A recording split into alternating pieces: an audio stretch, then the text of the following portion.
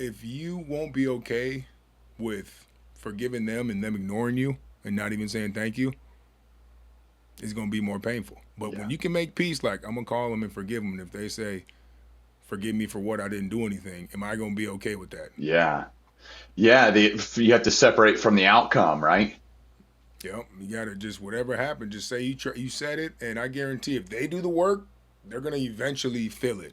Yeah. They're gonna feel bad for themselves. They're gonna be grateful that you forgave them. If they don't do the work, well, some people are put here to show us what not to do. Welcome to All Can, No Can't, the podcast where we toss out excuses, face our fears, and reclaim control. I'm Jeff Luther, your guide to mastering the chaos and turning obstacles into opportunities. Whether you're an entrepreneur navigating the ups and the downs of building a successful business or someone ready to rewrite the rules of your life, this is your space to grow, to push boundaries, and to embrace doing the hard shit that leads to greatness. Together, we'll explore stories of resilience, strategies for overcoming, and the mindset shifts that let you build a life on your terms. I use my experience with a life-altering diagnosis to help you find the can in every can't. So buckle up, because it's time to stop living in can't and start thriving in all can. You choose. Welcome back to All Can, No Can't. I'm your host, Jeff Luther, and this is the podcast. This is where we're finding the opportunity and what might be perceived as an obstacle. I'm super excited about the guest today. I'm joined by Hakeem Born McFarlane. He's a speaker, a coach, an author, entrepreneur, but most importantly, he's the founder of the Choose Yourself movement. And I'm going to say that again, the Choose Yourself movement. And we'll talk more about that. Now, if you've listened to this show for any length of time, you know that I'm totally fascinated by those moments that change us. Everybody knows what happened to me. The moments in life when things don't go according to plan, the moments when the identity that we've built for ourselves, it cracks, breaks, disappears, whatever. Hakeem knows those moments well. His story includes growing up around addiction, instability, losing his younger brother to cancer at 16, and then chasing identity through sports, battling injuries, addiction, even incarceration, ultimately rebuilding his life from the ground up. We've talked about that. Never return, but rebuild. So what I appreciate about Hakeem is that he doesn't tell a redemption story. He just tells a story about responsibility. Hakeem, thanks so much, man. I'm super excited to talk to you. Yes, sir. Hey, appreciate you having me. Thank you for what you do.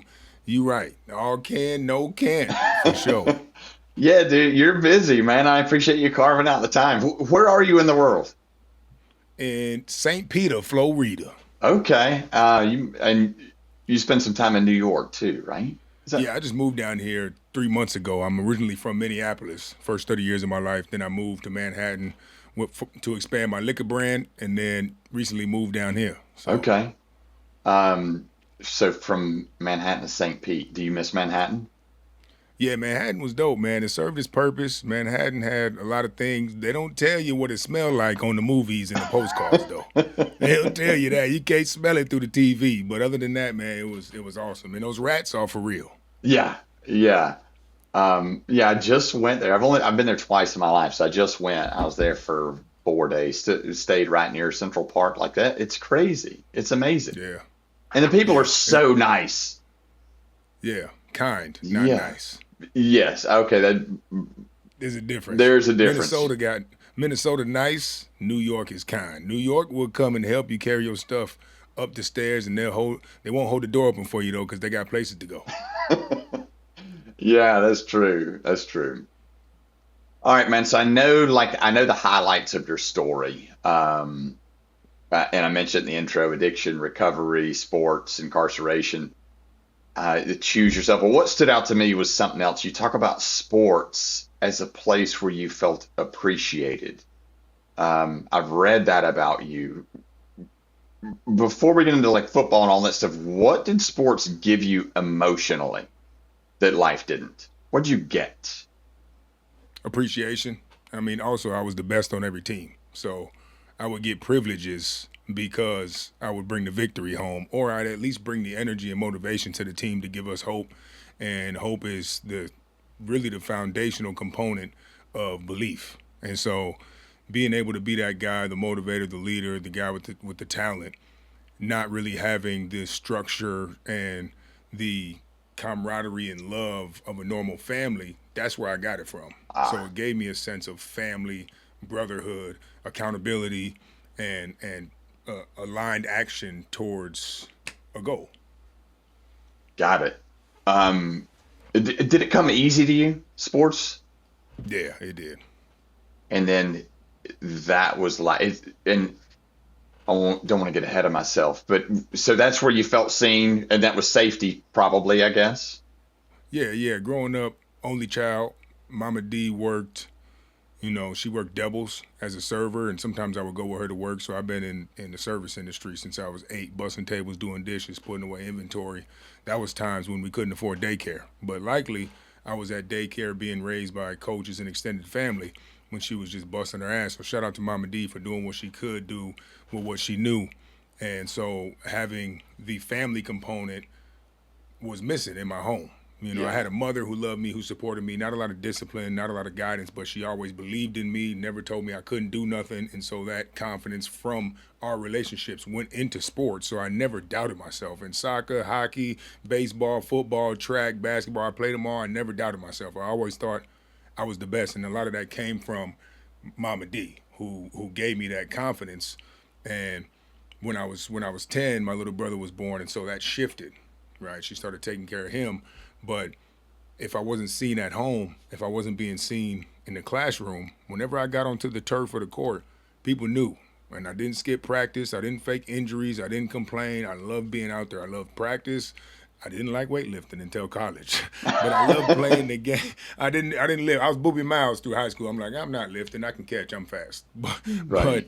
But eventually you have to lift weights to be playing with the men, and that's what happened. But what was missing from my home, I got from sports, and then I was able to experience families of other coaches and other teammates where I would see what family was, which kind of brought some type of, it felt like we didn't have a lot, but I never voiced that. I was always grateful, but I felt it inside because I go to a friend's house. I'm like, how your pantry look like our whole apartment? 1,000 square foot of pantry and a trampoline and a pool, and we didn't. But that's what it brought, man. Sports. I think every kid should play a team sport. Yeah, for sure. You say, Mama D, you didn't get necessarily discipline or guidance. Would it be fair though? Like, it seemed like she was really providing in other ways, working doubles, having you work instead of leaving you at home, like.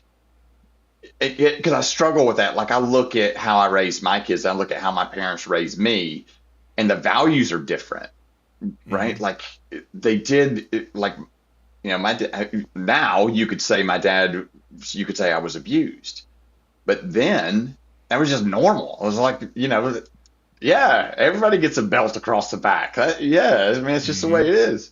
So, maybe that was her discipline and guidance, was you bussing tables at 8. Would that be fair?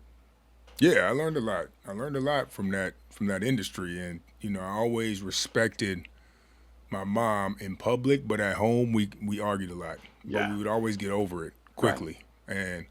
And I was always strong-willed. I thought I knew everything. I think a lot of us do, but that confidence and that ego I got from sports, it overspilled into my life to where I thought I was the best at everything. So I don't care what you did. You couldn't tell me nothing in the classroom. You couldn't tell me nothing in the stove. You couldn't tell me nothing because I'm the best. You don't see me out here?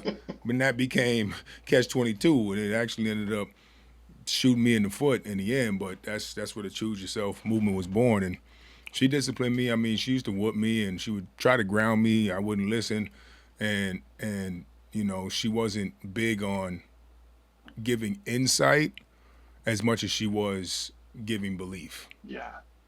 Yeah, man, and that's the key right there. She sounds awesome. She's still around? Oh, she's the greatest. Yeah, we talk every day. Oh, that's cool. Yeah, I worry about that. Like, and I tell my kids things like I'm like, hey, dude, you're not going to hear me right now, and that's okay. But just hear me for a second, because later on in life, you'll hear this. and then tell them something. Because I mean, they look at me like, oh my God, the stupid old guy's talking again. Somebody shut this True. guy up. Yeah. I mean, I think we all, if you really start going through personal evolution, awareness, education, mind growth, through systems, accountability, and community, you start to hear a lot of what your parents said. But if you never go through the personal investment and the personal accountability of emotions, ego, preconceptions, what your school said, what society and the media says, what politics really what they say, if you never go beyond that, and that was the mindset you were in when you were rebellious or annoyed by your parents, it might always be like that. But once you start to really, our parents are speaking from a place of experience and the truth that they know, and whether you evolve beyond them, which is the goal, or you evolve a different direction, or you evolve to a lower level, whatever that spectrum is, the evolution, the process is where those truths are born. That's why they've been around for so long. And so that's I feel what they're speaking from. But that only goes as far as they've gone in their own personal journey as well. Yeah. Yeah. They say youth is wasted on the young. And I truly believe that wisdom is wasted on the old, for sure. Like that. Yeah, man. I mean, could you imagine knowing even 10 years ago what you know now? Shit, 5 years ago. I mean, it's wild, man. You think about that, and then you just got to do forward thinking. Like, okay, let me make sure in 5 years I've made all the choices to make me grateful for what I know and the choices I've made, so that when we look upon retrospect, we're not like, oh, I wish you would have knew. No, you just got to, somewhere in you, because you feel it when you mess it up. Right. Yeah, that is so true. You're right. You talk a little bit about losing your brother, your younger brother. You were 16. He was 10, 6. 6, yep. He was 6. Most people hear that they move on to, okay, well, what happened next? What did, and I don't want to do that, like, what did 16-year-old Hakeem actually lose? Because I do recall, and call me out if this isn't true, but I recall that you, like I think I heard this on a podcast you were on, that he died and you went and played a basketball game that afternoon. Do I have that right? Same day. Yep. Well, I just asked you a question, but I'm answering. I keep talking, but so was that like to hide pain, or was it just like life goes on?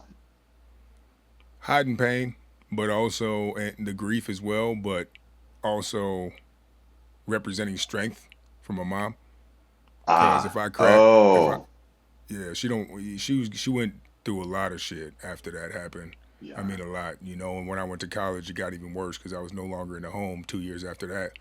And so, like, every year, every holiday was like anxiety, depression, pills, liquor, all these emotions she was going through, and I witnessed that. But whenever it was time for her to lock in for her kids, she would. She was never that sloppy, functioning addict, alcoholic, whatever you call it. And prescription meds are a different type of addiction because you're freaking bamboozled into thinking that they're helping you. But that's a whole nother topic. Yeah. She would always lock in. So when Matthew was gone and then I was gone, there's nothing for her to focus on.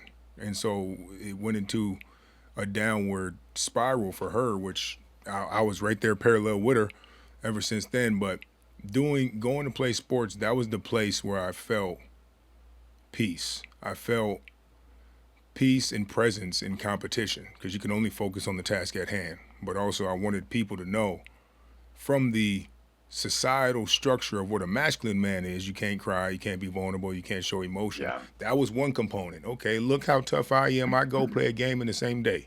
Yeah. In the same choice, I'm showing strength for Mama D to let her know to worry about herself and you ain't got to worry about me.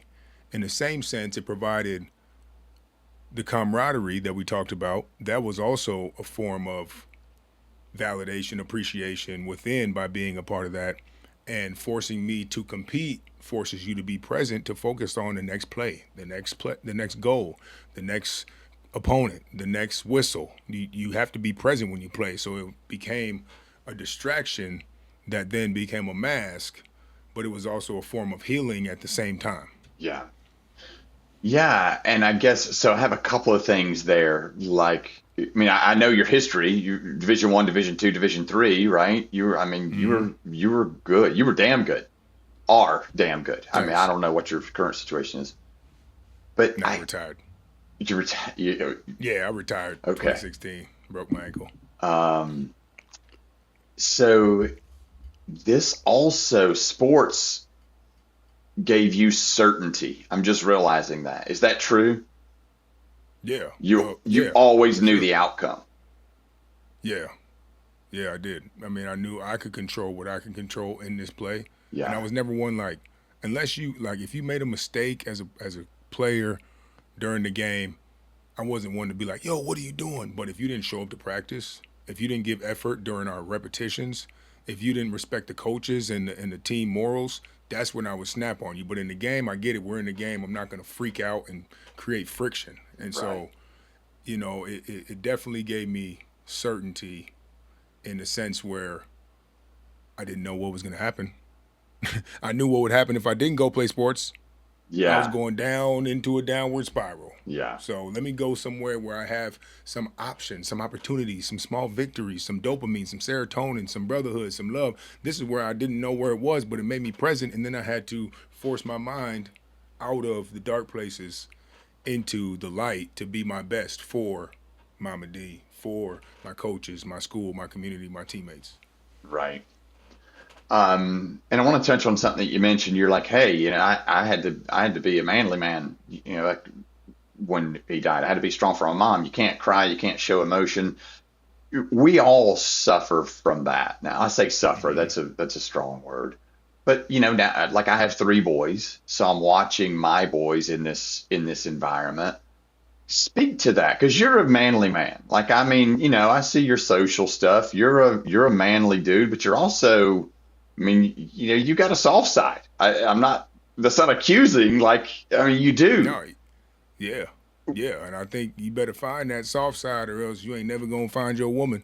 You're gonna be a manly man out there with your sword and shield, trying to battle the world, and not find the inner child healing, not Yeah, find the feminine traits of creativity, of intuition, of spirituality. This is what balances out the human body. Now, you're not supposed to be 90% feminine, 10% masculine, but when I wake up and I meditate and I write poetry and I journal, those are feminine traits and systems, yeah, technically, in the polarity because of what it requires from your nervous system and awareness. Now, these are not gender exclusive. These are polarities of balance of the universe. Now, what we've done is we've confused that with genders. You've confused it now. And so now people think that the feminine traits, stretching, freaking training your glutes, freaking self care, is all what a lot of women do. Not many men, more now because of the internet. But now it's like, oh, only women do that. No, what? No, you need to find your balance because it's that component of us that allows us to be a good father to our daughters, allows us to be a good son to our mothers, and allows us to be a good king in our kingdom. yeah, yeah, no doubt about that. And I think that also builds like the own self-confidence when you get there, when you can go to a yoga class, when you can do the stretching or the Pilates or whatever that is, then that also builds confidence in Hmm. my experience. Yeah, and Um, I got a video that got millions of views a bunch of times because my homeboy said he don't eat bananas because it looks gay, and and I'm like, Oh, so I saw that. what? That's at the fair or something, right? You had a whole Yeah, tent set up. well, and then I started doing interviews about it because I really wanted to know where this came from. You know, just because it's the shape, you won't eat the banana because of what other people think. When did this start? Did you never eat bananas? I'm sure you did before you even knew what you had down there. Yeah, So, like trying to figure out like, oh, that's gay, or this is feminine, or this is for whites, and then the rich people only. Like, what the? That's all man-made beliefs and systems, and man-made beliefs and systems do not make the man or woman. right. Yeah. Um, so I asked you a question, then I kept talking and didn't allow you to answer. What did 16-year-old Hakeem actually lose when you lost your brother? Matthew, right? Yeah, Matthew lost responsibility, man. I looked at him as a son. His dad was around, but he worked a lot as well, and losing that was part of the soft side that started to show me the sensitive part of life. Him being in the hospital 70% of the time, being me going from school to practice to the hospital, school, practice, hospital for years. And Mama D ended up living there. And so I saw what sickness can do to a family. I saw how positivity can build resilience because he was always positive. He was supposed to die a bunch of times. And 3 months, 6 months, 3 months, 2 months, 30 days, 6 months, 3 months. And I'm like, I don't believe y'all in the white coats. I don't believe y'all in the dang courtroom. I don't believe y'all coaches. I don't believe the cops. I don't believe the politicians. At a young age, I started having hesitancy of believing authority because I thought doctors were supposed to have the answer and then kept telling us the wrong shit that would mess up my family. So that was where a lot of my rebellion to authority came from. Oh, But that's fascinating. That yeah, makes right in the beginning. perfect sense. Yeah, Wow. so losing him, but then when he started getting sick, Mama D became his primary caregiver. She moved into the hospital, so I lost a little bit of her, and I was growing from 13 to 16. You think about dealing with these issues in the home, then going to school, being the class clown, being all varsity captain, freaking all American, all these awards, and not showing that part, then going back and seeing my little brother suffer in the hospital and Mama D gaining weight, and then going back to school as the class clown, the jock, all this, and going back and forth. What that did to me independently as a man, I didn't bring that home because I was still little Hakeem dealing with my sick brother and my mom. So when he was gone, now I'm 4 years beyond what my mom knew me as. So our ability to communicate was shattered because now I had already felt like I took care of myself. Obviously, we talked all the time. She took care of me financially, but as far as the grieving and the emotions, she tried to get me to talk to a therapist and all this. I'm like, no, I don't do that shit. Too tough. I do this on my own. You see me? I'm scoring touchdowns and dunking the ball. I just need to go to the gym. I just need to go run. So she tried, the best she could. I just was not going for that. And so I lost a little bit of that, but I also lost faith. When he died, I was like, ain't no God. Why would he take a 6-year-old? Yeah. Yeah, man, that's tough. And there's so many things. Like if you had the wisdom now that you had then, you go to there's so many things. I've come to the point where I wonder when these things happen, are we mourning what we lost, or are we mourning the future we thought we were going to have? Yeah. The expectations, probably. Yeah. And then also, like when those things happen, there is no God, right? God wouldn't do this, but then all right, well, if I didn't have this loss, I wouldn't know how much I loved him. I wouldn't know how much he meant to me. I don't know. Those are deeper questions. That's probably like a joint and a campfire kind of question. Take some psychedelics. Right. Talk about that. We might float off and find them. But I wonder about that, like as hard as it is, but I will also wonder if that's just us trying to make peace with it, trying to find some rationale behind it. Yeah. I mean, until it happens close to you, you figure that it happens for a reason. Oh, all these people are broke and they're dying and they're sick. It happens for a reason. Then it happens to you, like, what's the reason? I can't believe it. This is Why? bullshit. I'm like, fuck these reasons. I don't want no reasons. There ain't no reason for this. But, it did a lot for my inner child because now he visits me in my sleep. And, it's always at a time where I need some confirmation. I've had a lot of spiritual visions and epiphanies since this. And I think experiencing that grief opened a part of my consciousness that was so guarded by ego that I wasn't able to expand in my personal realm. But it wasn't just him. I lost a lot of things from age 16 to 26 that eventually cracked the ego, and I had ego death, and then within like 30 days of that, I was like, oh, God's everywhere. He's inside me. I got to choose myself to choose God. And that's, yeah, the choose yourself, man. Can you tell me more about that? Like how, and I love it. I love that because we don't choose ourselves. Hmm. But when did that strike you first? I was on my 8 days of isolation on my second 8 month stint, 30 days apart, and I hadn't been Hold on, tell sober. me more. You were 8 days. Isolation in jail. Okay. You were, I did 8 months and I was out for 30 days. Then I went back for another 8 months. And the first 8 days we were locked in a 6x9 with no pen, no pad, no lip balm, no food, no. We had 3-bag lunch, but no commissary, no books, no nothing. I just got in there and somebody overdosed, so they locked us in there. And I hadn't been sober since probably for like 2 years before that. So I was going through withdrawals, victimhood, blaming, complaining, and after about 72 hours, I just was like, damn, my girl's gone, dad can't get me out, uncle can't get me out, drug dealers is gone, party friends are gone, touchdowns are gone, I had 5 knee surgeries, my ankle's broken, what am I doing?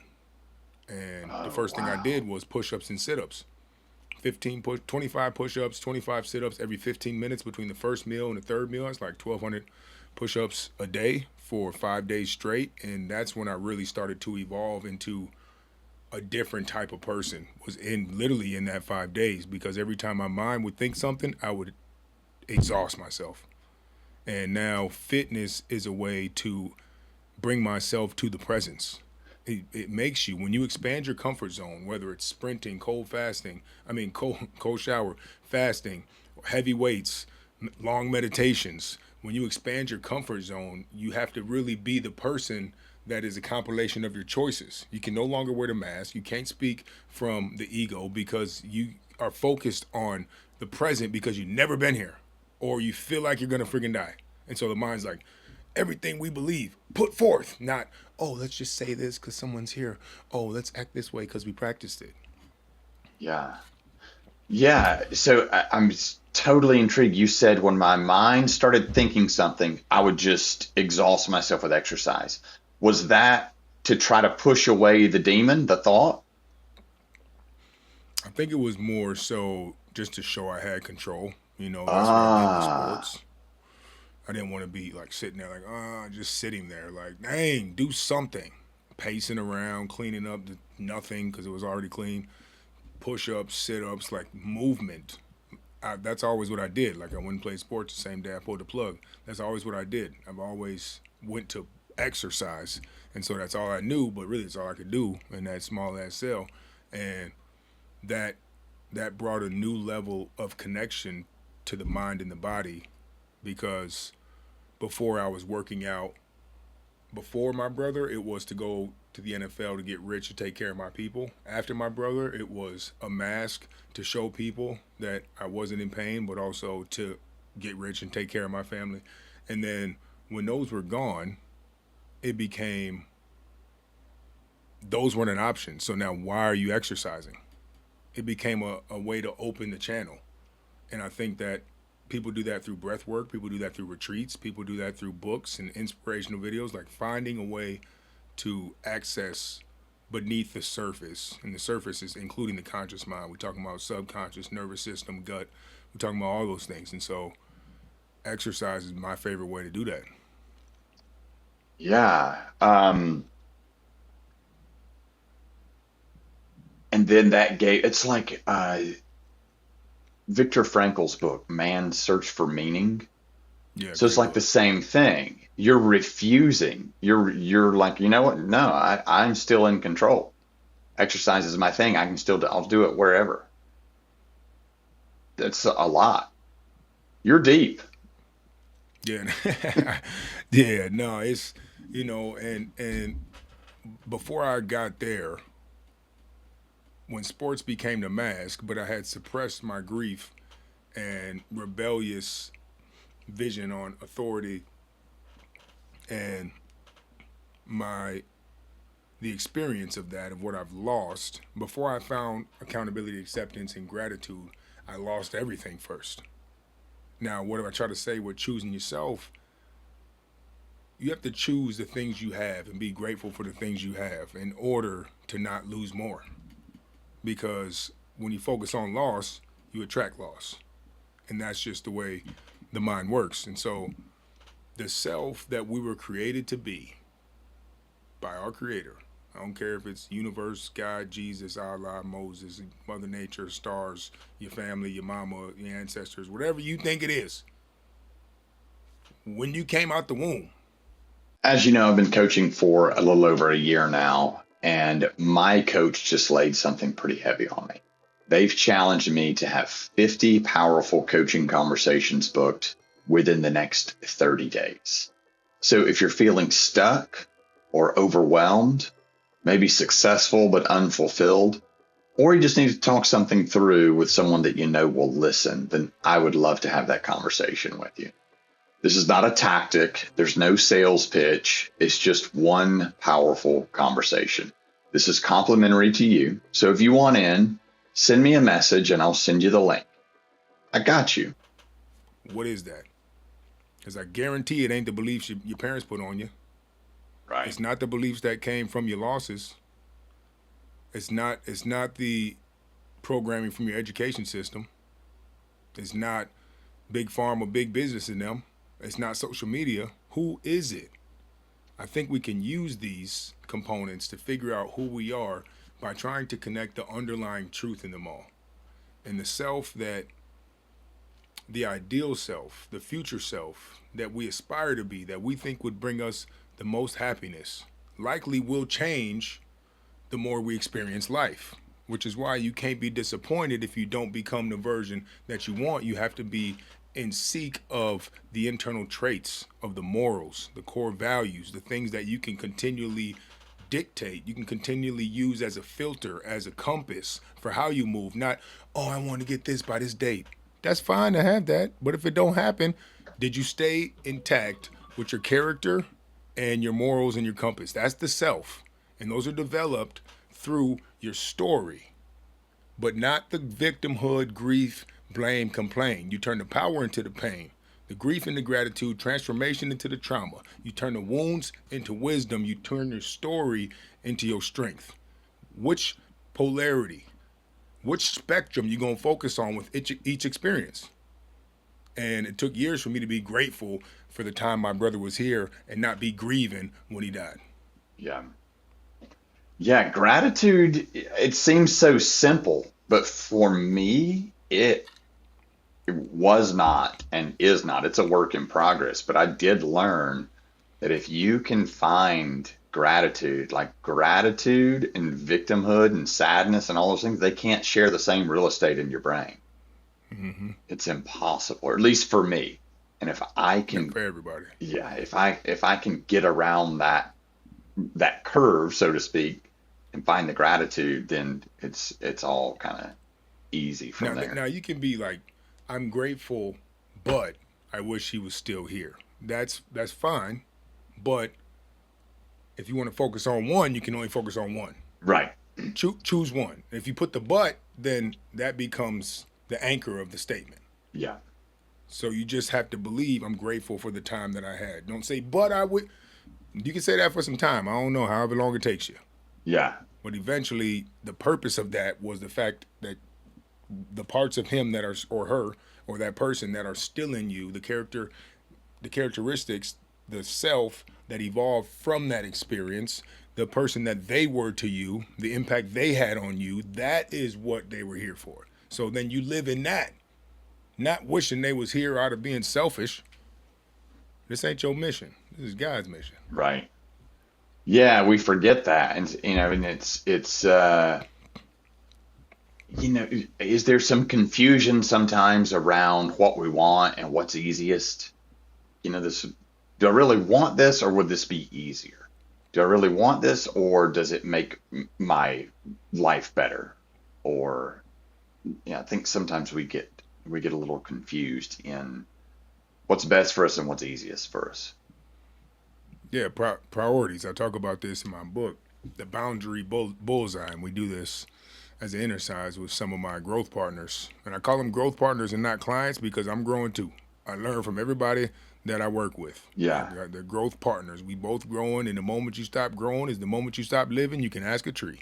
This is nature, y'all. But you make a circle, then you make a ring around it, then you make another ring around it. In the circle is your morals, core values, and your true self concept, what it is. The development of it, not what it's going to be forever. All three of those. Those are what you put most of your energy into. The second round is your obligations. Work, school, family. Those are obligations. Those come after you developing who you are. The third round is what you want to do. Sugar, liquor, weed, nicotine, caffeine, screens, vacation, gambling, porn, dating, complaining, victimhood, emotional. A lot of people go from the outside in. They do what they want to do. They take the rest of their time, they work, family, community. Then they get back to the core and they're empty. Yeah. Because you ain't got no energy left. But if you start with yourself, your rings become more aligned. Your work becomes more aligned. The way you respond to work, who you are for your family, how you impact your community becomes more aligned. And now it's not about seeking to be fulfilled. It's filling up your cup and then pulling from an overflow. And if you half-ass your glass, you're going to half-ass your life. And is that fair to your people to be skipping sleep, skipping your mindful consumption, eating BS, popping all kinds of things for quickness, convenience, and comfort, over here hooked on vices, okay, and then being 50% productive for your kids? Oh, but I'm here though. But you could be better if you would focus on your mind, gut, spirit, emotional resiliency through systems. And these systems is what we talk about in choosing yourself. It's actually tangible, measurable system. It's not some created freaking image. These are systems that if you do them, you will start to see who you are. Then you'll be able to choose that version or what's in alignment with it. Yeah.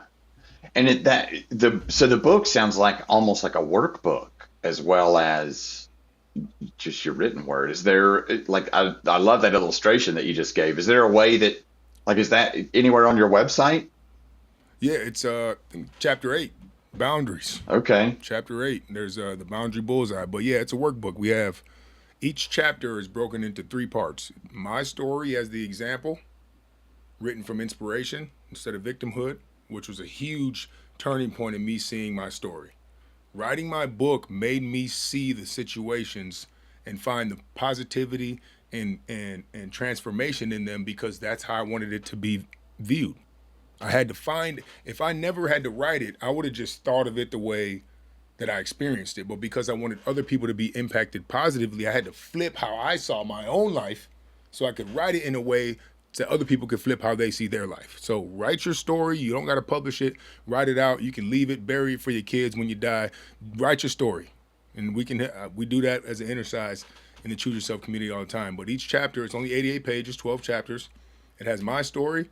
Then it has the principles of life to connect my story to your story. And then it has exercises and soul work that you can actually do on your own, actually implement into your routine, but also written exercises that will pull the principles and truth from my story and your story. And you're like, oh, we all go through this. I love the word exercise. I hope you trademark that. Yeah, exercise, GYM. You got to grow your mind with exercise, or you can go to the GYM to strengthen your body with exercise. Yeah. I read an article today, like it's one of the, stoicism thing. It's like a Substack that I get. And it talked about how humans have won the war as far as, we used to work for like 10 hours to be able to buy an hour of artificial light, like with whale oil or whatever it was. And as time goes on, now we work for less than a second to buy like a day worth of light. And then the same thing with heat and the same thing with food. We've conquered all of these things, but it seems like we're the most anxious, the most depressed, the most isolated that we've been in history when you trace it back. And it's like we won all these external wars and we're not even fighting the internal battle yet. So that's the exercise. Like, that's why I really love that. That's the focus. Yeah. Yeah, it's that's like the most important size you can do. It ain't your shoe size. It ain't the size of your bank. Ain't the size of your bed or the size of your body. It's the inner size. Yeah. And I love that you say that because again, we're going back to like, I mean, you're like a manly man. You should be talking about six packs and biceps, and you're talking about like doing the work, the hard work. Lifting's Man. easy. Clang and Yeah, bang is easy. lifting is easy, man. Like that. I don't want to. I don't want to hear it, you know. But one thing I do say that when you do the inner size, there are people who lift weights and look great for the wrong reason, and you can tell once they get outside their comfort zone that they haven't done the inner size. You put them outside of their environment, they're socially awkward. They edit themselves online. They disrespect people and they're not polite to servers and hosts, and they're just not people, but they look great because they work out for how they present themselves and how they can be perceived by others. I work out to be able to control my response, master the mind, and represent the message instilled in me by our Creator with authenticity, by exemplifying it. And the exercise, it creates a new relationship with the quitting mind. And the exercise is only one component of my 12-hour routine. Oh, wow. So so that's exercise is the only component? No, it's just one. Oh, One okay. component. I was sitting there thinking about it. I was like, well, wait a second. If it's a routine, Working out. because I thought that you were like, it's pretty fluid. But I was like, wait a second. If that's the only component, then it's not necessarily a routine. But I misheard Nah. you. Yeah, because you can do jump rope. You know, all I want. You just got to get to fatigue and then do some more. I Yeah. like to do it with weights. Whatever that is for you. Right. Yep. Well, and I think walking is probably the most underrated exercise there is. You got to start there. Yeah. If you're listening and you want to start, you're like, oh, I don't want it. Just go walk up. I tell Mama D, she's about almost 3 years sober now. Oh, wow. My dad's about 16 years sober. He runs a sober house, and I go speak at that sober house, about 50 people. Every time I go home, we actually implemented the 12 chapters of Choose Yourself to Be Chosen into his 12-step program. So we replaced the 12-step program with the 12 chapters of my book. And so we did a whole 12-week program on that. We might relaunch it soon. So, Oh, that's so cool. yeah, it's tight. It was cool. I had to do some research, and I did treatment for 8 months. I did therapy for 8 months. I was in house arrest for 5. I did 8 months in jail twice. So I've done all the rehabilitation things, and they helped kind of, but not if you don't believe in yourself. It'll Yeah. never last, or in something greater than you. Right. But I tell Mama D, like, walk around the block. That's Yeah. it. It's about 0.2 miles. Just walk around the block. I guarantee you do that for 7 days straight, you're going to go around the block and then pass your street and walk around the next block. Now you did 2 blocks. Yep. And eventually you start to fall in love with that. And it's not about walking because you're trying to look a type of way. It's about walking because you want to walk at the end of your life. So you need to walk today. Right. Yep. Yeah. Start today. Right now. I mean, or tomorrow morning. Like, I mean, I do about 90 minutes of things of self-choice from my alarm to getting engaged into emails and all content and everything. Yeah. Starting a fight. That's when you start letting the world choose for you, right? Yeah. All that stuff.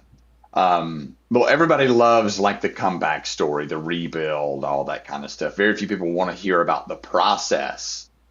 Yours was pretty big. What was the first non-negotiable that you had when you started that rebuild process? Do you remember? The first night, yeah, it was sleep. I was partying, man. I would sleep like 4 nights a week. I would party, work. I was bartending, party. Everybody was. So I was just in that scene. And so sleep wasn't a focus for me, but my sleep was first. And when I started to realize how much better I felt when I slept, I hadn't researched sleep. I just started to sleep more because I would be out late and I'm like, get home early. I'm like, why am I even awake? I can just go to sleep and wake up. So when I got out, when I was in that first 8 days, I started exercising. In that 8 months in jail, I created a routine.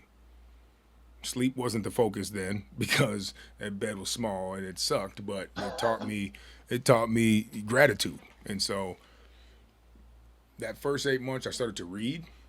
That was one thing I would say was the most impactful at the highest rate was reading, writing, and exercise. Sleep wasn't that great in there, but those three things I did every single day. And once I got out and I had the old environment, the old triggers, the old opportunities, those three things kept me grounded. And what I learned from reading, what I learned from writing, what I learned about myself during exercise allowed me to stay focused on the path because I knew the good and the bad on both sides of all choices.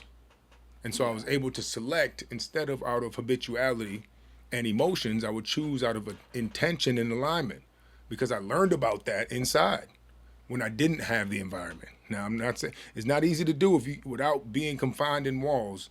It's going to be a lot harder to do that when you got your friends calling and you got the TV on, you got ice cream in the freezer, and you can DoorDash anything. Like, I get it. It's going to be harder. So I also look at this as a blessing because this was 10 years of sabotage from D1, D2, 5 knee surgeries, got a felony, fighting, dropout, in the streets, went back to school, graduated, All-American, broke my ankle, 2 years, addicted, jail, got out, jail. This was that until this came. So when I got out, I was sleeping in the basement of my old teammate's house. There was bees and crickets down there and shit. I was driving a little $500 hoopty, still made it to the gym, bartending, didn't drink. This time I had a different mindset, so I was still bartending without drink. It was my first time since I was 20 doing that, so about 6 years. But then it turned into like the relationships and the experience with people because I was reading about communication. I was reading about myself, and I enjoyed myself, so I was open to sharing about myself. And so it's amazing how when you learn about yourself, how much more impactful you can be on others. It's like it goes hand in hand. The more you embrace yourself, the more you are yourself around others, which is the more confident you are, the more vibrant, the more energy you have, natural energy. And so I did that, and my uncle, who was my godfather, who was around when my dad wasn't around, me and my dad are real close now. He came when he went sober, and then we got close. Well, when he went sober and I went sober, it was like literally yin and yang. But now he's freaking super dope. He's my wisdom spiritual leader on this planet. Like, learned a lot from him. But my godfather started a liquor brand, and he's like, yo, I need somebody to drive around, sell some liquor. I'm like, cool. Now I had a new relationship with liquor. So I'm like, all right, bet. Now I put 3 cases in the back. Now I'm audio books. I used the systems I did for personal evolution. I implemented it. Now the 5 pillars of the choose yourself process. I didn't know that's what it was then. I implemented it into sales, communication, business, and understanding the liquor industry. So I would drive around, listen to audio books, go to a meeting, come back, listen to a sales book, try something else. I did about 10, 20 of those a day for 3 years. Oh, wow. And in the first like 6 months, it was a dry spout, a drought. And once I started to get sales, I'm like, oh, that worked. And because I did the work on myself, and because I had the systems to continue to reflect and research, I started to blow up at an exponential rate. And we blew up $1,000% in sales 2 years in a row, and we were top in the state. And then I was able to move to Manhattan. So now I'm like, oh, I'm going to take over the company. I want to open all these restaurants. I moved out there with the thought of being the top liquor sales owner in the whole world. That was my goal. But I got out there and I saw how much neglect and how much people were hooked on vices. And I saw how much people were sacrificing their health just to get this money out here and be part of the culture. And I was like, oh, no, I ain't going back into that. So New York was the birth of this 3 a.m. wake-ups. I'd wake up at 3 a.m. I'd wake up, write poetry, spit it online, and a lot of those poetic flows, motivational flows, I call it growetry, are what blew my movement up to 500,000 across platforms. And the first thing I started doing when I started coaching was the foundation, which is the systems around your sleep, which is what saved my life, which is what blew up my sales career. And then as that started to grow, one time in my video, I said, choose yourself. I didn't write it down, and I just said it in the middle. This happens a lot. Like, this is how I know I'm like either channeling or I'm untapping something that's already in me, because I'll be spitting something and it'll rhyme, and I'll edit it and I'll be like, oh shit, that was tight. I ain't even know I said that. But I was just me in the street, like who else would have said it? And so I'm like, this is my purpose. And then I get lit up every time I do one of these. And every time I speak on stages, like I can only compare it to the 3 Hail Marys I've caught. Like, that's the type of flood of neurotransmitters I get.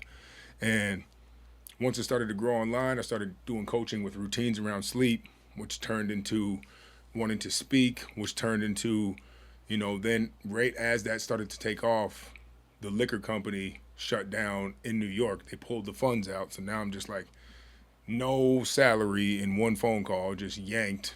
And I was like, I'm staying out here. So I just started hustling, man. I started bartending here. I started programs here. I started representing other brands, doing sales over here, call center here, just trying to get that freaking highest cost of living to stay there. And it turned into the choose yourself movement. But I had to figure out what that was. And so I just kept integrating the systems: research, reflection, nighttime routine, sleep, morning routine, meditation, journal. I didn't know what I was building.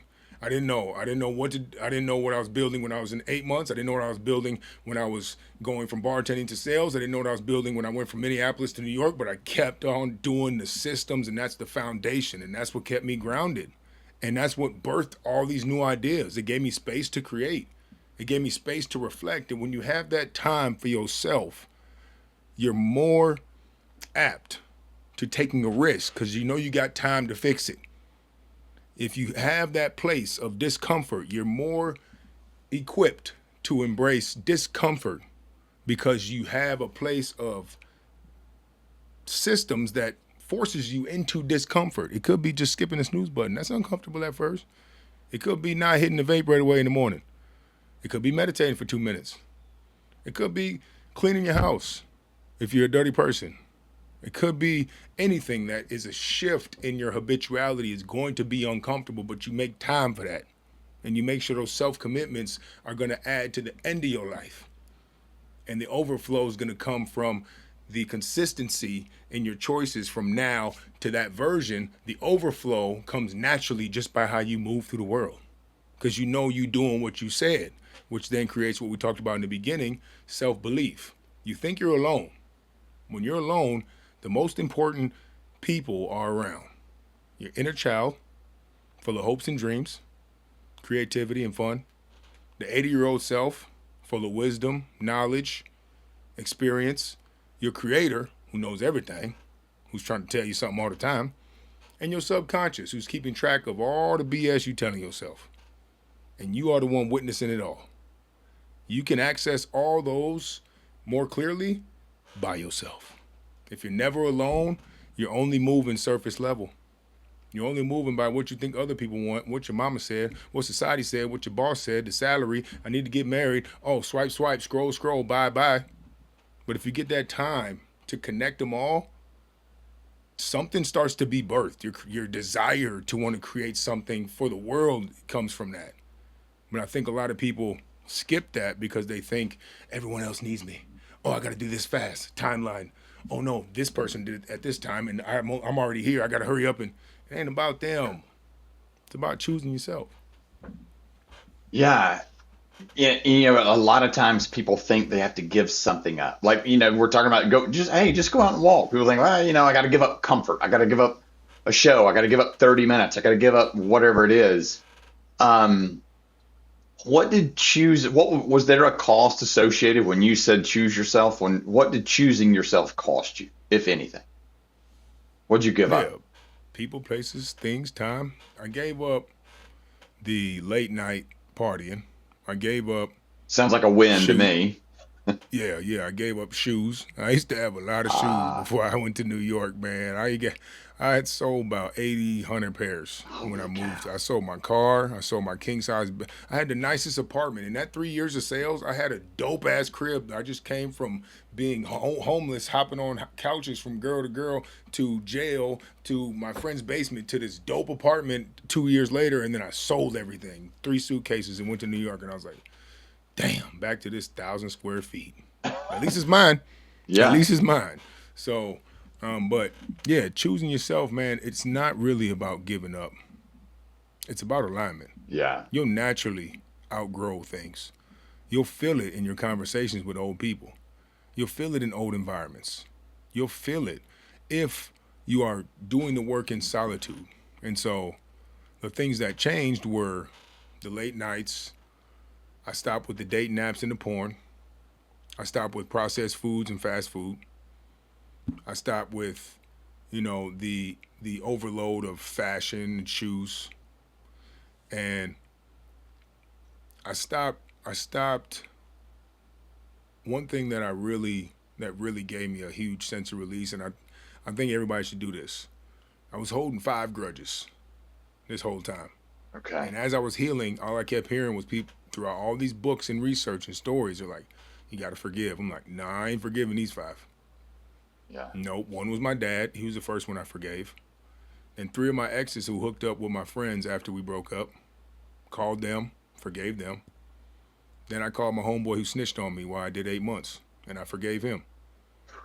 Now, when I moved through the world, I wasn't like, oh, she's going to treat me like this.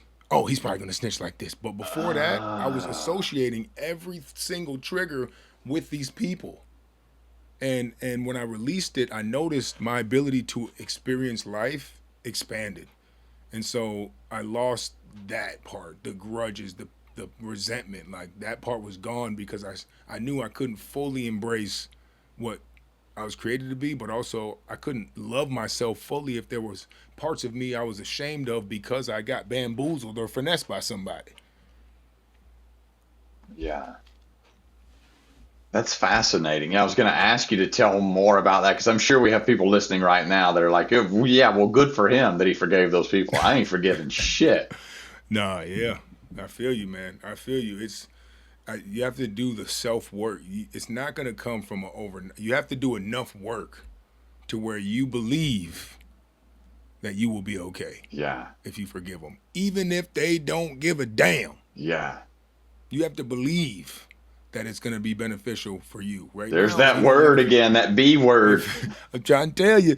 And if you won't be okay with forgiving them and them ignoring you and not even saying thank you, it's going to be more painful. But when you can make peace, like, I'm going to call them and forgive them. And if they say, forgive me for what I didn't do anything, am I going to be okay with that? Yeah.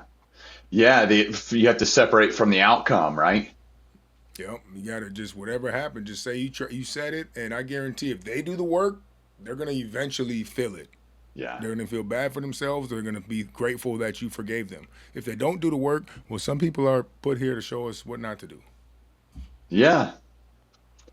So I'm going to humanize you for a minute so let everybody know that you still have the same, you still have the same things going on in your mind that we have. You've suffered through a lot of stuff how about this? You've lived through a lot of stuff, the loss, the anger, addiction, rebuilding, and now success, dude, success has a cost too. A lot of people say it's a fear of failure. Well, I personally have a fear of failure. I also have a fear of success. If I'm successful, then I got to keep it going, right? Or people figure out I'm a fraud or whatever that is. And you've had some pretty good success. But when nobody's watching, when nobody's clapping for you, nobody's validating you, and there's that old version of you that starts to whisper in your ear again, like, what's the hardest thing for you to stay disciplined about? Hardest thing, well, and this is kind of a internal thing I'm dealing with myself, but I truly believe it's one of the keys to happiness. I believe that now is the balance, right? 80-20. 80% healthy, 20% fun, 100% happy. Life can't be redone. Now, 20% fun doesn't mean toxic. Doesn't mean consuming toxins. It just means depatterning from your normal obligations and your foundation and your system.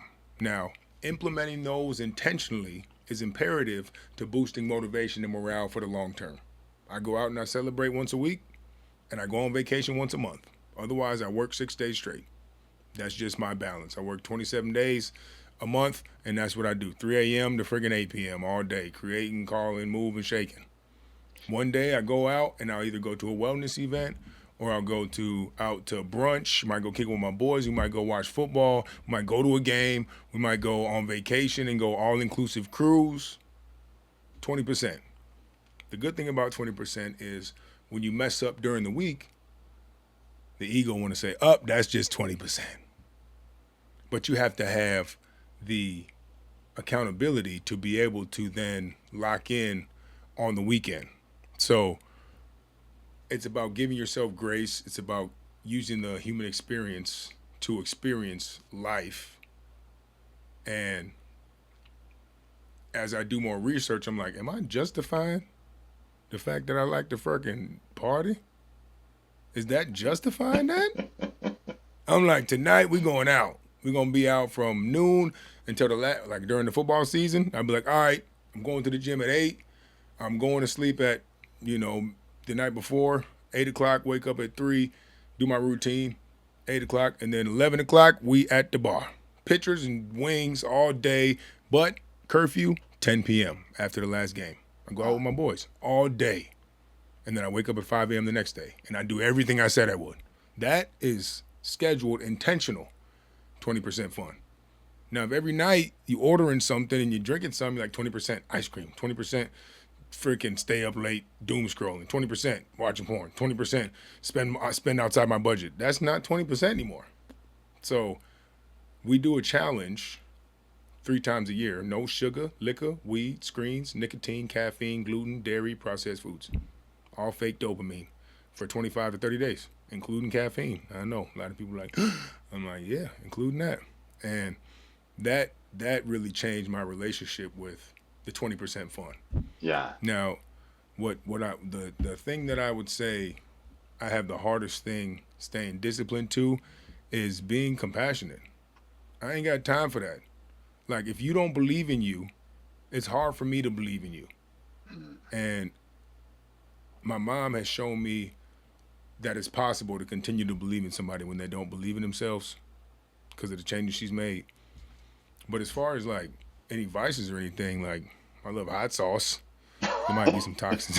There might be some toxins in hot sauce, but like I admit my my vices and my fun, and I don't think it's realistic to be like, don't friggin' eat no sugar, no pizza, no friggin' staying up late, no hooking up with girls. Well, I'm happily committed to mine for life. So, but back in the day, it was different. Yeah. Like if you're single, like that's part of finding out who your partner is. Like you got to freaking date people and stuff. But, so it's staying disciplined to the balance is what I like to say. Yeah.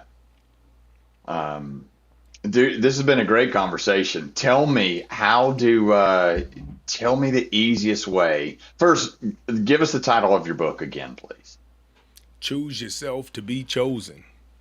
And then what's the easiest way for people to get in touch with you? You can go to chooseyourself.info and submit your info.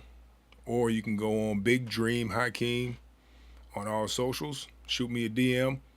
Or you can look up Choose Yourself Community, which is on the school platform. And we meet every week on Tuesday, for accountability and resiliency and a little inspiration and comedy. So those are opportunities. We do workshops multiple times a year, so it's not just online. The membership includes discounts to the workshops, to the tickets, to the merch, to the resources. So it's not just the 4 meetings. We actually have 5 meetings a month. And then we do one retreat every year. The next one is in Sedona, Arizona, October 1st. Oh, Sedona's awesome, man. I heard. I've never been. I'm actually partnering with the co-host. She lives out there. Oh, no kidding? Her whole life. Yeah, so we're going to be partnering. She does heart space coherence healing with horses. She has a herd of horses. Oh, and cool. She uses the energetic fields to help with the emotional release and nervous system recalibration. And then I use the Choose Yourself philosophy to embrace your story and implement systems to help you choose the self that is uncovered from her systems and her techniques. That sounds fun. All right, if somebody is listening, like I'm trying to ask this question for myself, knowing where I've been before. Somebody's listening and is struggling with belief. Like believing in yourself, dude, for you, where you are now, you may not realize this, but do you remember when you didn't believe in yourself, like how hard it is? It's so Yeah, hard. yeah, I do.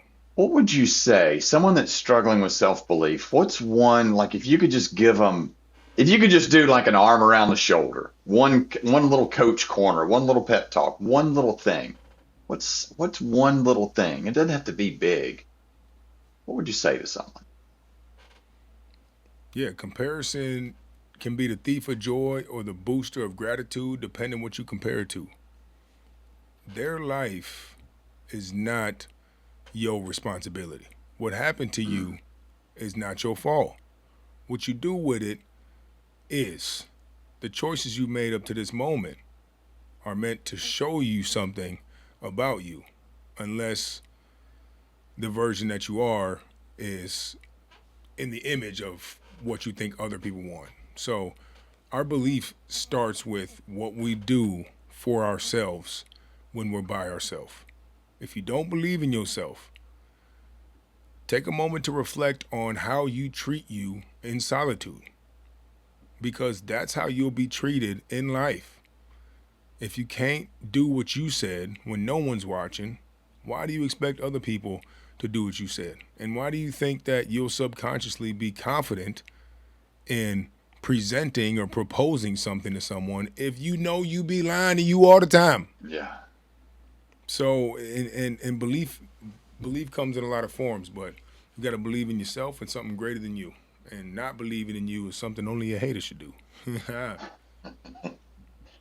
This has been great, man. I really appreciate it. Um, Thank you, man. Yeah, it's been, you was a great host. You asked great questions. I'm like, those are all, sometimes I get surface level questions. I go on like, several podcasts and I'm like, oh, damn, man, I got to get creative with this answer because I freaking got this question all the time. But this time I'm like, these were all fresh answers. Like I haven't talked about this like this. So thank well, you. dude, I have this 7-page script and it's been sitting right here on my desk. I kept writing every time you would tell me something, I would write down a note. I was like, oh shit, I gotta ask him about that. Oh shit, I gotta ask him about that. You're so interesting.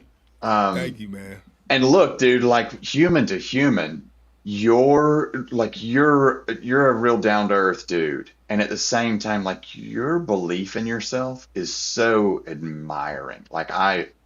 Hats off to you, man. You're doing it, and Thank you you, are an man. inspiration to people that are struggling. So keep that in mind. I appreciate it. I You're will, you're man. doing It's something. You're making a difference. all glory to the God inside. Yeah. Hmm. Um, all right. This has been All Can, No Can't. Again, I'm your host, Jeff Luther, and we had Hakeem Born McFarlane with us. Like totally lucky to have you on the show. And until next time, I can't wait to see you all again. Thanks for listening to All Can, No Can't. If today's episode resonated with you, remember it's not about the chaos you face. It's about how you choose to take back control. It's about finding that one small can in the can't you're given and grinding it down. Find your angle, carve your place out in the world, and get the fucking win. Do that by finding what you can do and not listening to what you can't. You choose. Be sure to subscribe, share, and leave a review. Your support helps me reach more people that are ready to embrace the all-can mindset. And it lets them know there's someone that's willing to walk with them no matter how dark the path gets. You can find me on Insta at JDLuther 2.0 and allcan_no-can't. This is where I share more tips, stories, inspiration to help fuel your journey. And until next time, keep pushing boundaries, breaking limits, proving to yourself that anything is possible, even when you're told it isn't. Remember, life's not about can't. It's all can. Go prove them wrong.